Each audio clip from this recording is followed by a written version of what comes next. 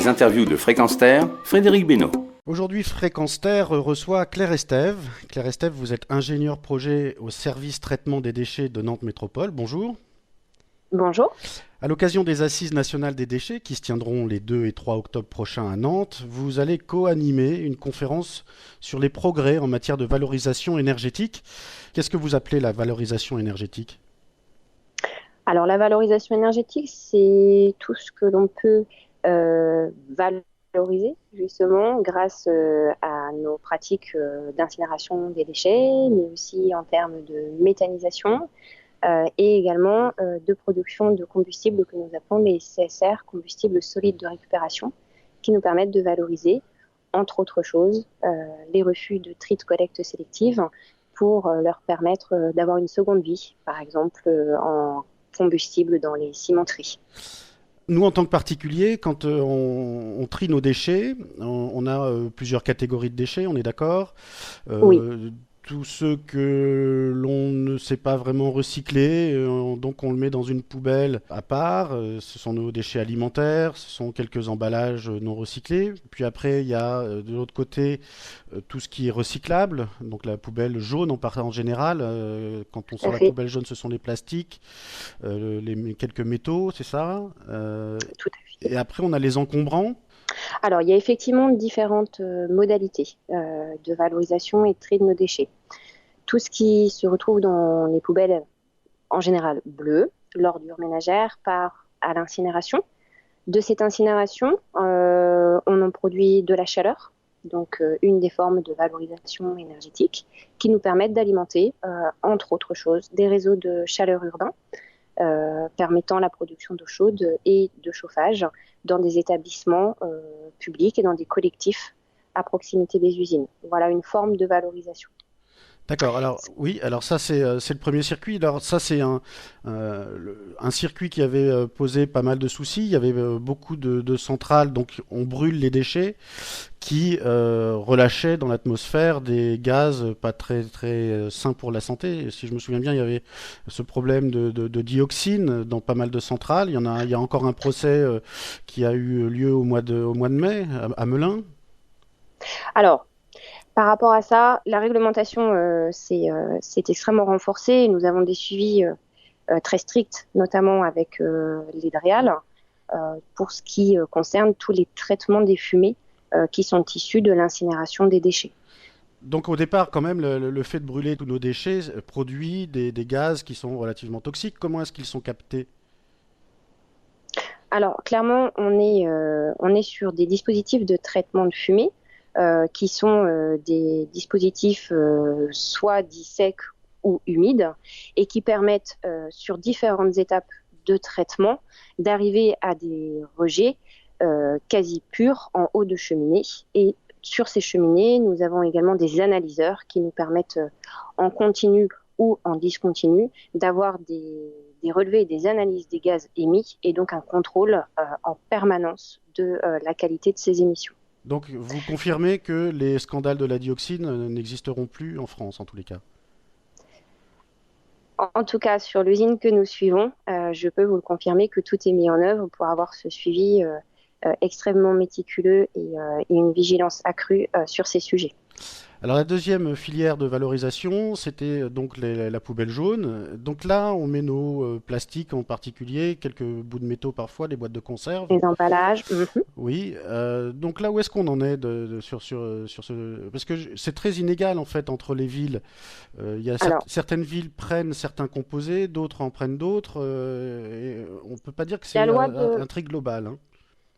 La loi de transition énergétique va beaucoup aider à l'harmonisation des pratiques dans ce domaine, puisque d'ici 2022, nous allons mettre en œuvre à l'échelon national l'extension des consignes de tri, ce qui va permettre pour l'usager de n'avoir plus qu'une seule consigne de tri, de tendre en tout cas vers ce message unique pour lui permettre, quel que soit son lieu de vie ou son lieu de vacances par exemple, de ne plus se questionner sur ce qu'il doit intégrer ou non sa poubelle jaune. Nous sommes donc en train de nous équiper ou de faire progresser nos équipements de tri pour répondre à cet élargissement des consignes. Notamment, l'exemple le plus parlant est celui de l'intégration des pots de yaourt dans le plastique trié et recyclé. Oui. À l'issue de ce tri, nous conservons tout de même des refus et là encore, ces refus-là vont de nouveau intégrer des chaînes de valorisation, soit en passant. Excusez-moi, mais qui est-ce qui les refuse? À quel niveau apparaît le refus? Quand Le on dit refus apparaît. je ne peux pas traiter les pots de yaourt, qui dit ça? Alors, demain, cette consigne sera élargie au niveau national, donc il n'y aura plus de je ne peux pas traiter le pot de yaourt. Simplement, nous avions des processus de tri qui étaient efficients pour trier ou non ce type de résine. Demain, l'intégralité des équipements de tri devra être en mesure d'effectuer ce tri-là et donc de permettre une valorisation par le recyclage, donc une valorisation de la matière de ce type de résine. Aujourd'hui, sur des résines qui ne seraient pas triées, nous avons deux types de valorisation qui sont dites énergétiques. Une partie de ces refus peuvent repartir en incinération et reviennent donc notamment à la production de chaleur que nous évoquions tout à l'heure. Oui, oui. Et une autre partie permet la production donc, de combustible solide de récupération, ce fameux CSR, qui est derrière un combustible réutilisé, notamment par des cimenteries. Et donc, on est sur une autre forme de valorisation énergétique. D'accord. Donc finalement, on arrive à tirer profit de tous les déchets à un niveau ou à un autre.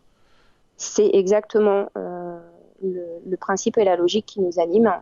C'est comment faire en sorte de pouvoir valoriser un maximum de nos déchets, et ce, dans le respect de la réglementation, bien évidemment, et puis dans l'objectif de rendre de plus en plus performants nos équipements de tri. D'accord. Alors ça, la poubelle jaune, c'est une filière qui marche. Mhm, Oui. Et tout à fait. on a donc les encombrants. On a aussi, je voulais aborder vous l'avez effleuré tout à l'heure en présentation, la méthanisation. Où est-ce qu'on en est sur ces circuits-là? Alors, ce sont des circuits qui effectivement se développent avec, au niveau de la méthanisation, de valorisation, dirais-je, en résultant de ce dispositif. Tout d'abord, la production d'un biogaz grâce à la dégradation via des micro-organismes de la matière organique. Ce biogaz, il est derrière réinjecté dans des réseaux, notamment de chaleur. Et puis, autre résultat de ce processus, c'est ce qu'on appelle du digestat, c'est-à-dire une matière qui peut directement retourner au sol et être valorisée dans les filières agricoles. D'accord. Et il y a le GNV aussi qui est tiré de ça? Je ne sais pas, désolé. Les gaz qui font circuler les voitures. Alors, on a une valorisation du biogaz en carburant. Oui, c'est une des filières qui émanent de la gestion du biogaz issu de la méthanisation. Alors, nous avons reçu sur Fréquence Terre Isabelle Saporta qui nous expliquait que il y avait eu un scandale en Bretagne qui nous avait expliqué tout un process assez étrange où en Bretagne les agriculteurs s'étaient lancés dans la méthanisation et comme ils s'étaient aperçus avec le lisier de porc que le méthane n'était pas assez riche, ils s'étaient mis à cultiver des champs de maïs pour enrichir leur mélange. Est-ce que ce sont des pratiques qui existent encore, ça? Est-ce que ces pratiques existent encore? À mon échelle, je ne peux pas le confirmer ou l'infirmer. Par contre, effectivement, c'est une des limites de la méthanisation et ce vers quoi il ne faut pas tendre, c'est-à-dire mettre en œuvre des cultures dédiées à ce dispositif pour son bon fonctionnement.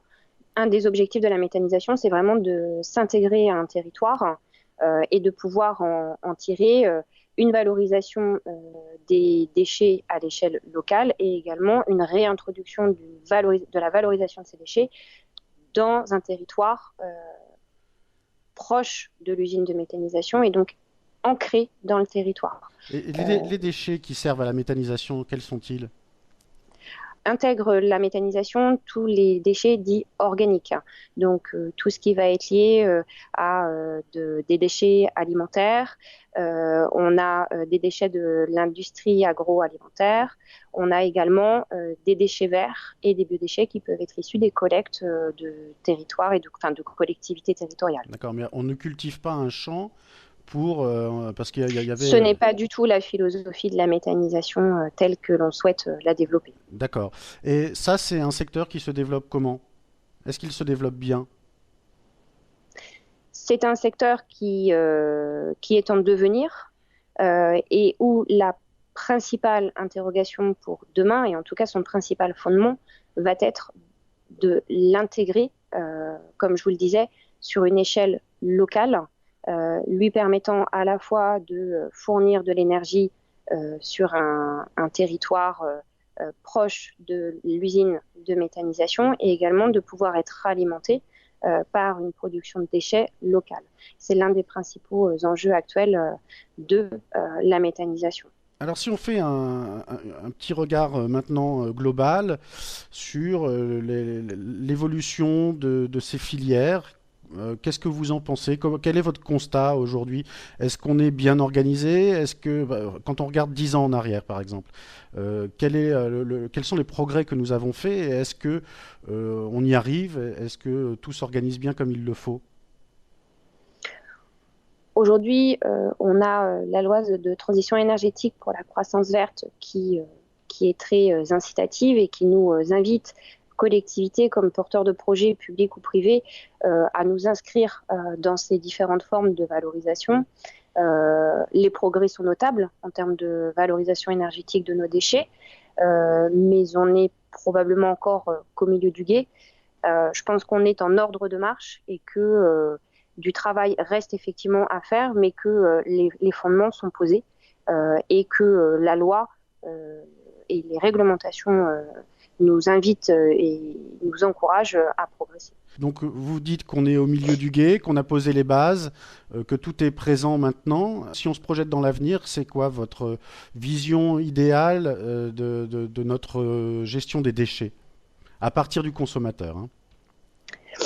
Je dirais que le premier pilier va justement venir du consommateur, c'est-à-dire qu'un des premiers enjeux reste la prévention et la réduction des déchets. Donc tout déchet qui peut être évité doit l'être.